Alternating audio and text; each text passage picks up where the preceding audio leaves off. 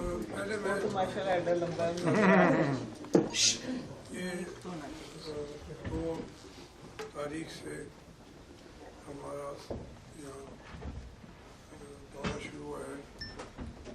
اس میں مختلف مقاصد تھے. فنڈ ریزنگ بھی تھی, تنظیم کو بھی دیکھنا تھا, اور ساتھ جوائننگ بھی تھی دوسری پارٹیوں سے, پی ایم ایل اے سے خاص طور پر.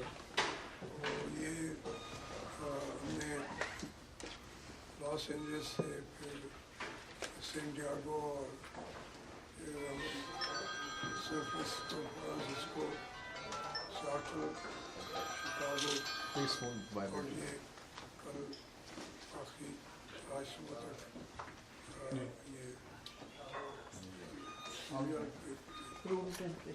اس میں بنیادی تو مقصد ایک کا تنظیمی دورہ تھا, اور اس میں کافی رسپانس ہوا ہے. بڑی بڑی اقدامات ہوئے ہیں, اور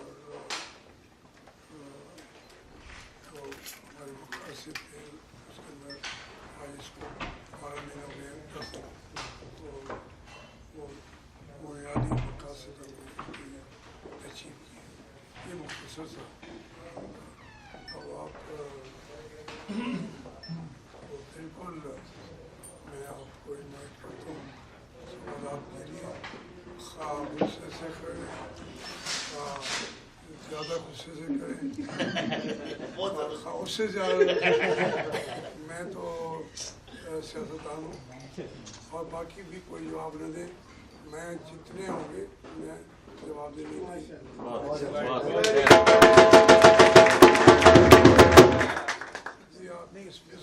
سوال انتہائی شائستہ ہی ہوگا. آپ میرا خیال ہے اپنی صفحہ میں ذرا ترتیب کر لیں. یہاں پہ آپ کے وہاں سے شروع کروں گا جہاں سے آپ نے اپنا تحریک انصاف کے اندر آنے میں اپنا سفر شروع کیا. میرا کیا وجوہات تھیں جن کی وجہ سے آپ نے تحریک انصاف کو جوائن کیا, اور آپ کے مقاصد جو تھے وہ مسلم لیگ میں جہاں آپ نے ایک عرصہ گزارا وہاں آپ کے مقاصد پورے نہیں ہو سکے.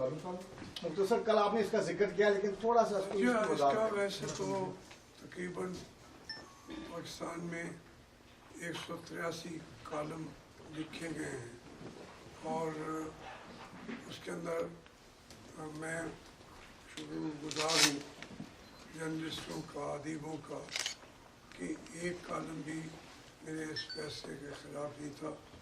انہوں نے مہربانی کی, اعتماد کیا, اور ساتھ. اب جہاں تک میں ڈائریکٹ آپ کے سوال کی طرف جاتا ہوں کہ یہاں ہمارے ملک میں پالیٹکس ہے, بڑے میچور سیاستدان بھی ہیں, سیاسی پارٹیاں بھی ہیں, اور میں تو زندگی کے اب 60-62 سال کے ایج میں پہنچا ہوا ہوں. تو اس میں میں نے جو دیکھا ہے, میرے تجربات کا جو نچوڑ ہے وہ یہ ہے کہ ہماری پارٹیوں نے, خواہ ایک پارٹی کا نہیں, تمام پارٹیوں نے قوم کو مایوس کیا ہے, اور پاکستان کے حالات روز روز خراب ہوئے. معاشی حالات, معاشرتی حالات, امن و امان کی صورتحال, اور کوئی نیا رستہ, کوئی طرز نو یا طرح نو نہیں ڈالی گئی. اس دوران میں چونکہ میں مسلم لیگ کے ساتھ بڑا, میں نے 20 سال کے قریب 40 سال کی سیاست میں سے 40 سال کی سیاست میں سے 20 سال مسلم لیگ کو میں نے دیے ہیں. تو میرا اب یہ ایک یقین کیا تک میں پہنچا تھا, یقین کیا تھا کہ وہ اب जो एक नाम था मुस्लिम लीग का, वो नाम भी सिर्फ इक़्तिदार के असूल का ज़रिया बन गया है। और उसमें जो वहाँ पे प्लानिंग भी होती है, बातें भी होती हैं, वो इनडायरेक्ट तरीके से इंतकाल इक़्तिदार की बजाय उसको मुस्तहकम करके ज़ाती मफादात की सियासत बहुत वाज़ेह होती गई। पीपल पार्टी के साथ मैंने 40 साल इख्तलाफ किया है, और वो भी जिन नतीजों का पहले दिन से हमें नज़र आता था, आज तक और हमारी पार्टियां जो मौजूद रहीं वो रूबतनज़र ही रही हैं। और वो अब इस सूरत हाल में इमरान खान एक चेंज की बात कर रहे थे, और उसके लिए सिर्फ ये इमरान खान की नहीं बात, जो कौम है उसमें यूथ जो है ख़ास तौर पे नौजवानों को ये उम्मीद की किरण आई है नज़र, और सारी दुनिया पे इतनी तहरीकें चली हैं, उसके अंदर जहाँ नौजवान चले जाते हैं तो कोई न कोई तब्दीली का मुआशरे का बायस बनते हैं।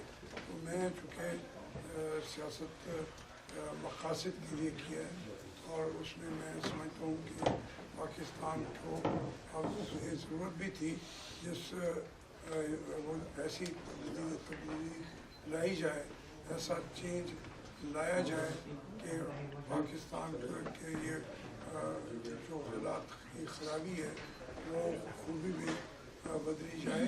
तो उसकी वजह से पूरी कौम इस वक्त बार बार कह रही थी कि हम इन पार्टियों से मायूस हैं। तो मैं भी मायूस था। मैं समझता हूँ कि वहाँ रहकर मैं कोई मज़ीद अपनी कौम के लिए कुछ काम नहीं कर सकता था। तो मैंने एक ओपन फज़ा में जो एक पार्टी अपनी बात कर रही थी, मैंने उनको तक़वियत देने के लिए, एक नई सोच को, एक नई राह को, नौजवानों को, उनकी आवाज़ को मज़ीद तक़वियत देने के लिए मैंने भी अपनी आवाज़ उनकी आवाज़ में शामिल कर दी। मंजूर भाई आप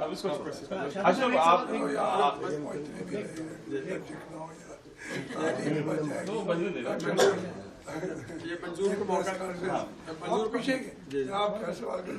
मंजूर को मौका दे दीजिएगा।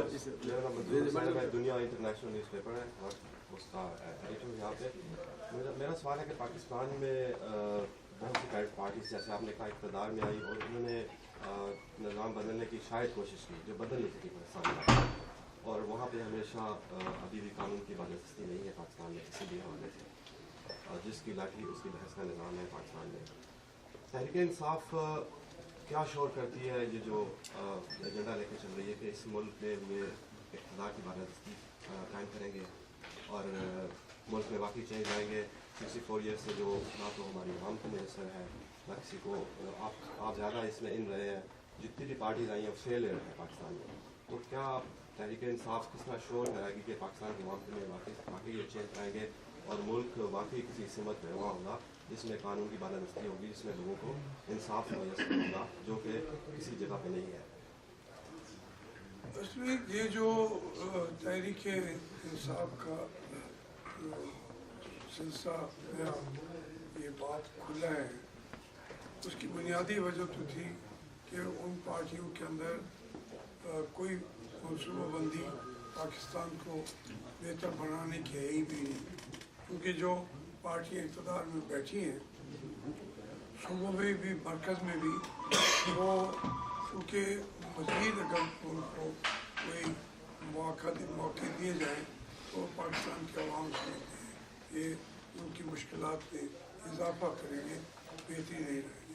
तो तहरीक जो इंसाफ ने एक अपने तौर पर प्रोग्राम पेश किया, वो प्रोग्राम है यही कि हम जो मौजूदा तालीम का निज़ाम है, आपकी एनर्जी का प्रोग्राम है, आपकी पूरी फाइनेंसिंग जिस तरीके से हो रही है, वहाँ से करप्शन के खात्मे की बात है। और उसके अंदर रोज़ाना जो प्रोग्राम बनते हैं ऐसा ऐसा, वो अब हम आवाम के साथ ला भी रहे हैं, पॉलिसियाँ भी ला रहे हैं। तो एनर्जी की उसके ऊपर कॉन्फ्रेंस हो चुकी है।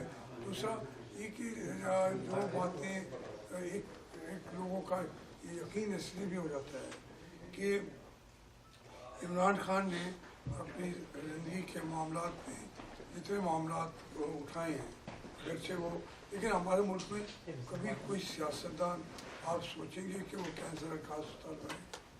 सोच ही नहीं सकते। काम करेगा कोई, काम कर तो काम को तो तीन चीज़ें जो इमरान खान ने की, तो वो समझते हैं कि ये इस आदमी को हम मौका दें, ये कुछ करने का जज्बा रखने वाला है।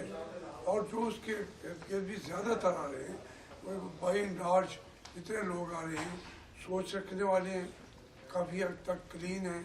उनसे आप इख्तलाफ कर सकते हैं कि ये इधर थे उधर थे, लेकिन बुनियादी तौर पे वो जो लोग आ रहे हैं उससे भी कौम को ये पैगाम मिल रहा है कि तब्दीली यकीनन आएगी और वो चेंज फॉर बेटर।